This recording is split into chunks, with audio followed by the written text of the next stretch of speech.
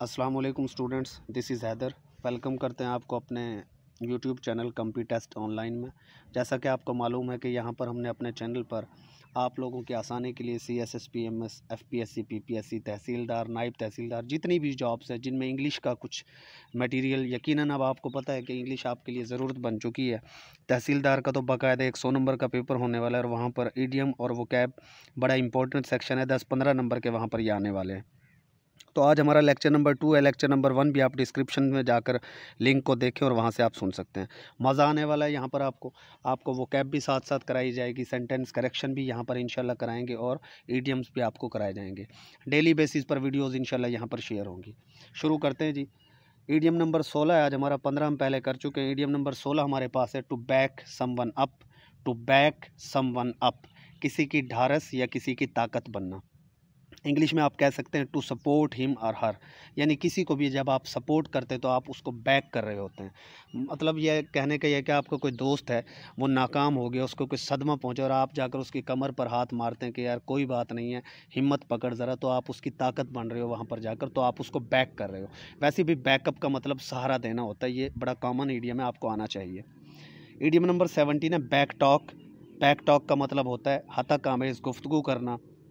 हतक आमेज़ गुफ्तगू करने को आप इंग्लिश में कह सकते हैं डिसरिस्पेक्टफुल या रूड टॉक। रूड टॉक का मतलब होता है गुस्से में जो बातें की जाएँ किसी के सामने, उसे आप रूड टॉक कहते हैं। अच्छा, ये बैक टॉक या हतक आमेज़ गुफ्तगू यूजुअली करते कौन है? कोई स्टूडेंट किसी टीचर के सामने खड़ा होकर बेइज्जती कर दे तो आप उसे कह सकते हैं कि उसने अपने टीचर की क्या की, बैक टॉक की उसके सामने खड़े होकर। कोई अपने वालिदैन के सामने बदतमीज़ी करे तो वो भी बैक टॉक कर रहा है।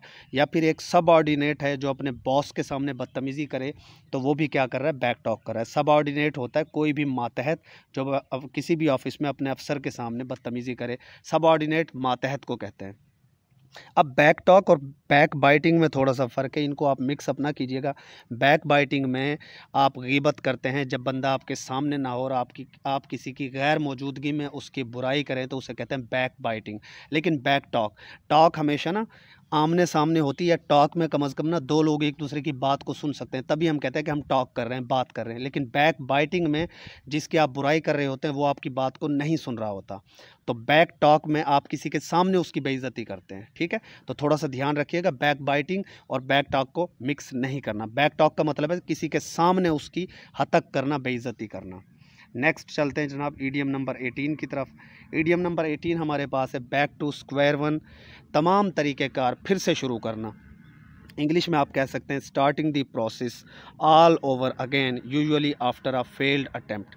तो यहाँ पर देखें, कोई शख्स है जिसने CSS या PMS के एग्ज़ाम दिए हैं, कोई भी लड़का या लड़की है, और वो फेल हो जाता है अपनी फ़र्स्ट अटेम्प्ट में, तो दोबारा से जब अटेम्प्ट लेने के लिए अपनी सारी तैयारी फिर से रीस्टार्ट करता है तो आप कह सकते हैं कि उसने क्या किया, back to square one. Back to square one यानी कि उसने अपना काम फिर से शुरू किया। नेक्स्ट ईडियम की तरफ चलते हैं।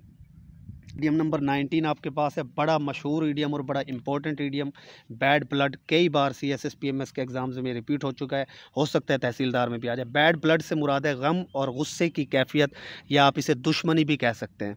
जैसे पाकिस्तान और इंडिया के दरमियान बहुत बैड ब्लड है यार, बहुत दुश्मनी है। बैड ब्लड, ब्लड वैसे तो कहते हैं खून को, बैड बुरा खून। बुरे खून से मुराद ये है कि खून भड़कना किसी के खिलाफ, ठीक है ना।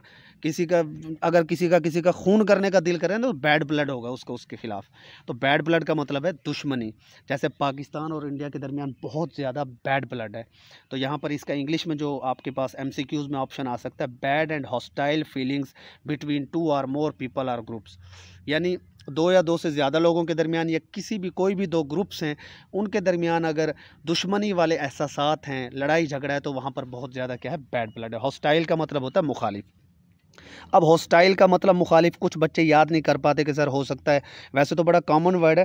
तो हॉस्टाइल को आप याद रख सकते हैं कि हॉस्टल में लड़कों के आपस में अक्सर हॉस्टाइल हो जाती है, मुखालफत हो जाती है ना। हॉस्टल में लड़के रहते हैं जहाँ पर इकट्ठे, तो बहुत सारे लड़कों की हॉस्टल में क्या होती है, एक दूसरे से हॉस्टाइल होती है, यानी कि मुखालफत होती है। तो बैड ब्लड को याद रखना है अपने, गम और गुस्से की कैफियत। नेक्स्ट ईडियम की तरफ चलते हैं जी बिना देर किए। ईडियम नंबर 20 है आपके पास, बैड ट्रिप। बैड ट्रिप, तल्ख तजर्बा कहते हैं उर्दू में इसको। देखिए बैड ट्रिप सुनने में ही बिल्कुल इजी लग रहा है आपको कि जी आप कोई ट्रिप पे जा रहे हैं और जनाब बड़ा ही बुरा आपका वो ट्रिप रहा, आपकी गाड़ी ख़राब हो गई, तो आप वापसी पाकर क्या कहेंगे? It was a good trip? No no, you will say it was a bad trip. Bad trip का मतलब है कि आपका तल्ख तजर्बा था उस सफ़र का, ठीक है। बैड ट्रिप का मतलब होता है तल्ख तजर्बा। इंग्लिश में आप कह सकते हैं एन अनप्लीजेंट एक्सपीरियंस, एक नाखुशगवार या तल्ख तजर्बा। नेक्स्ट ईडियम की तरफ चलते हैं। Idiom number 21, bag of bones. Bag of bones, पतला दुबला या दुबला पतला इंसान। अब देखें बैग ऑफ बोन्स, वैसे उर्दू में इसका मतलब बनता है जनाब हड्डियों का बैग। अब हड्डियों का बैग तो नहीं होगा ना इसका मतलब, ये एक इडियम है, ये एक सिर्फ मतलब ये कि जाहिर कर रहा है ये हड्डियों वाले दुबले पतले इंसान को, जिस पर गोश्त हो ही ना, वो बिल्कुल ही पतला सा मरियल सा हो।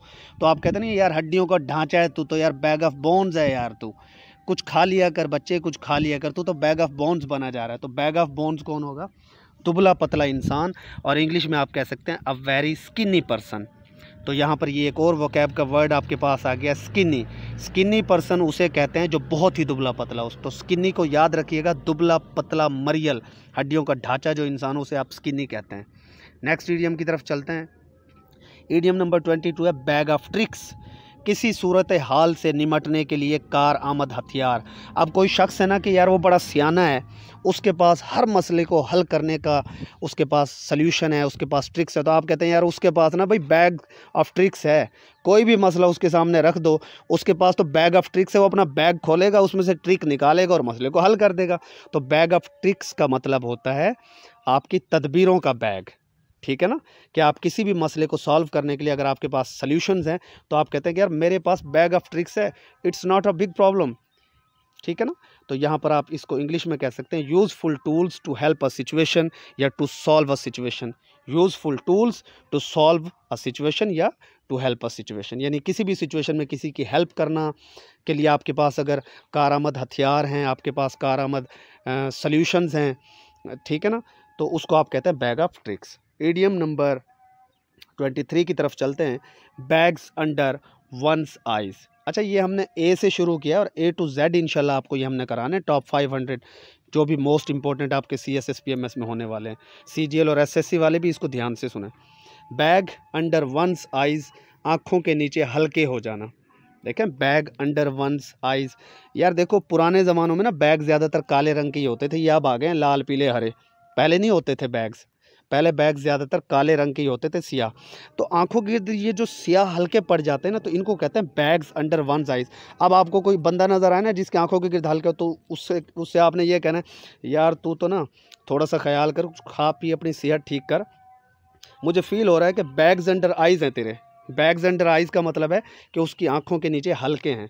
To have dark circles lines under one's eyes, किसी की आँखों के नीचे सियाह रंग के दायरे या लाइनें होना बैग्स अंडर वंस आइज़ कहलाएगा।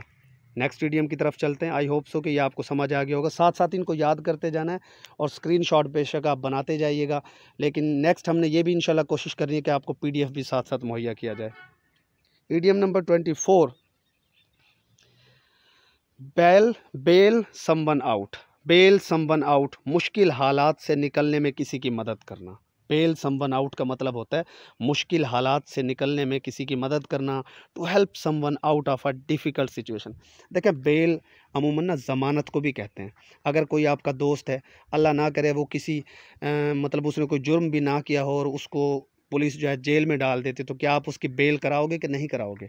तो अगर आप उसकी बेल करा रहे हो ना और उसको आउट यानी कि जेल से बाहर निकाल रहे हो, बेल हिम आउट, आपने उसको बेल हिम आउट किया, उसकी आपने मदद की है, उसकी आपने मुश्किल हालात से निकलने में क्या किया, मदद की है, क्योंकि आपने उसको जेल से उसकी बेल कराई है।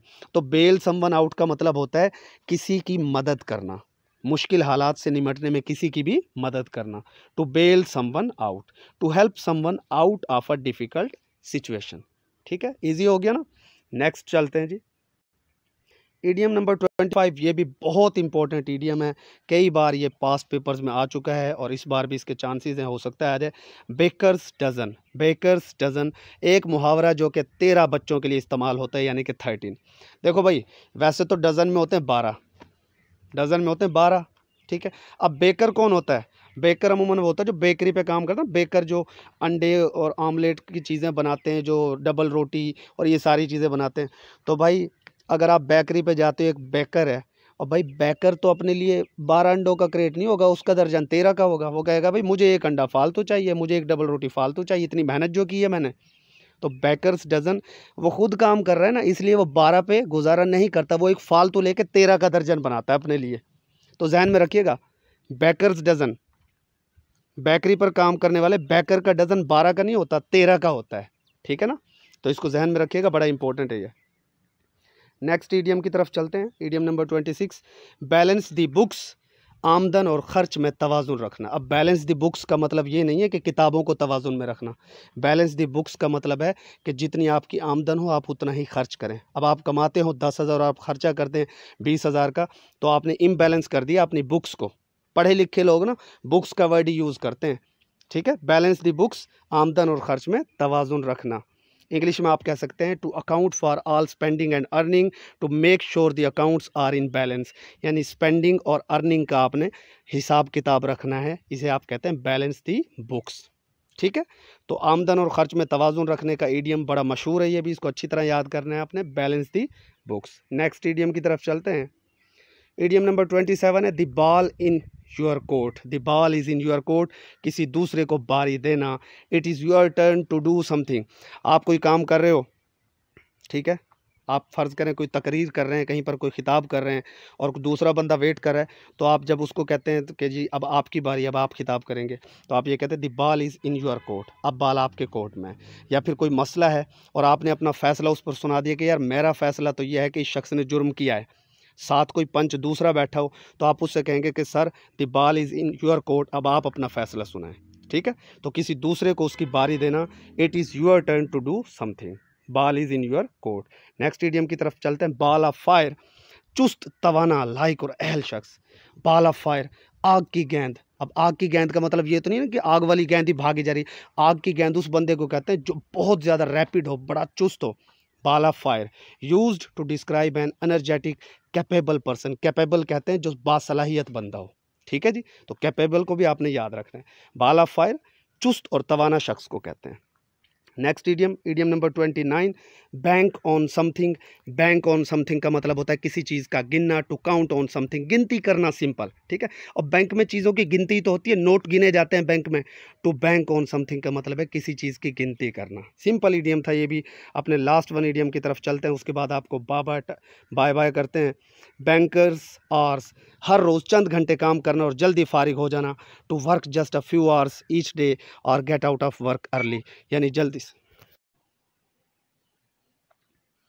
अच्छा स्टूडेंट्स, आज अपने लास्ट ईडियम की तरफ चलते हैं। आज का जो लास्ट ईडियम नंबर 30 है, बैंकर्स आवर्स। बैंकर्स आवर्स, हर रोज़ चंद घंटे काम करना और जल्दी फारिग हो जाना। ये आवर्स होता है, इसको आवर्स ना पढ़ा करें, गलत हो जाता है वरना। बैंकर्स आवर्स का मतलब होता है हर रोज़ चंद घंटे काम करना और जल्दी फारिग हो जाना। देखें यार, वैसे तो बैंकर्स जो है ना वो बेचारे सुबह से लेकर रात गए तक काम करते रहते हैं और सबसे टफ ड्यूटी उन्हीं की समझी जाती है। लेकिन आप थोड़ा सा ना बस इस तरीके से जहन में रखें कि बैंकर्स के आवर्स ना बड़े कम होते हैं, उनकी ड्यूटी बड़ी कम होती है। इसको आप उल्टा करके अपने जहन में रखें। बैंकर्स आवर्स यानी कि कोई ऐसा बैंकर है जो काम ठीक से नहीं करता, उसके बिल्कुल बैंकर्स आवर्स है, थोड़ा सा काम वो करता है और हर रोज़ चंद घंटे काम करके वो भाग जाता है, तो आप उसे कह सकते हैं कि हर रोज़ चंद घंटे काम करना और जल्दी फारिग हो जाना। To work just a few hours each day और get out of work early, रोज़ाना सिर्फ चंद घंटे काम करना और जल्दी फारिग हो जाना। तो बैंकर्स आवर्स भी आई होप कि आपको तैयार हो गया होगा। इन सारे इडियम्स को साथ साथ तैयार करते जाएं, ये बहुत इंपॉर्टेंट इडियम्स हैं। मिलते हैं नेक्स्ट वीडियो में। अल्लाह हाफिज़।